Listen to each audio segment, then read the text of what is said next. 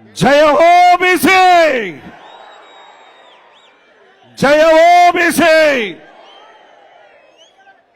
ఈరోజు వేదిక మీద ఉన్న పెద్దలు, జాతీయ అధ్యక్షులు నారా చంద్రబాబు నాయుడు అన్న గారికి, జనసేన అధ్యక్షులు పవన్ అన్న గారికి,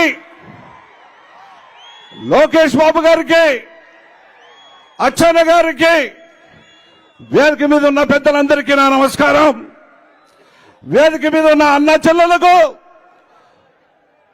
అన్న తమ్ముళ్లకు, అక్క చెల్లెలకి నా నమస్కారం. ఈరోజు చాలా సంతోషంగా ఉంది. ఎందుకంటే ఒక పిక్చర్లో చెప్తుంటా,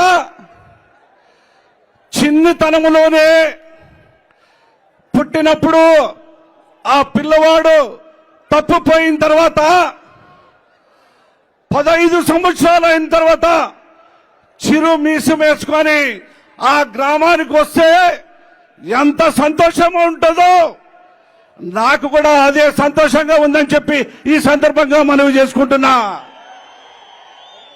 ఈ మాట ఎందుకు చెప్తున్నా తెలుసా?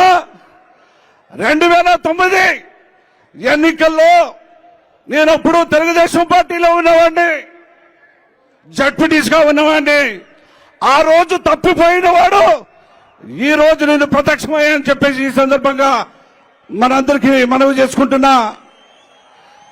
అన్నలారా, 5 కోట్ల ప్రజలు కూడా మన అందరం కలిసికట్టుగా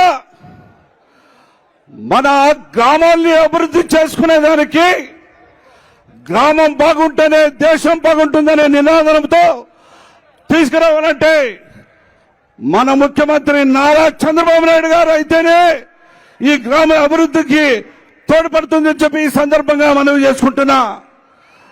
పెద్దయిన చంద్రబాబు అన్న గారు, నేను మనవి చేసుకుంటున్నా, ఎస్సీ ఎస్టీ బీసీలకు స్వతంత్రం కావాలన్నా, అన్న మా పల్లి భాషలో చెప్తారు, అన్న దేశాంతరం పోయినా స్వతంత్రం కావాలని చెప్పేసి వాళ్ళు అడుగుతారన్నా. ఆ స్వతంత్రం మీరు ఇస్తారని చెప్పేసి నేను నమ్ముతూ వచ్చానన్నా. ఈ మాట ఎందుకు చెప్తున్నానంటే, జిల్లాలో ఎస్సీ సోదరులు, ముస్లిం సోదరులు, బీసీ సోదరులు ఎంతోమంది ఉన్న ఎమ్మెల్యేలకు వాళ్ళకి మద్దతుగా ఒక ఆరుని ఇన్ఛార్జి ఇచ్చి వాళ్ళకి పెత్తనం నడిస్తే వాళ్ళకి స్వతంత్రం ఎక్కడ ఉంటుందని చెప్పేసి ఈ సందర్భంగా నేను మీకు తెలుపుతున్నా.